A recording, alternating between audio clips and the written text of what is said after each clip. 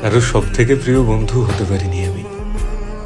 চারপাশে অনেকেই আছে, তারা খানিকটা ভালোবাসে, কিন্তু আমায় ছাড়া চলবে না এরকম একজন মানুষও নেই।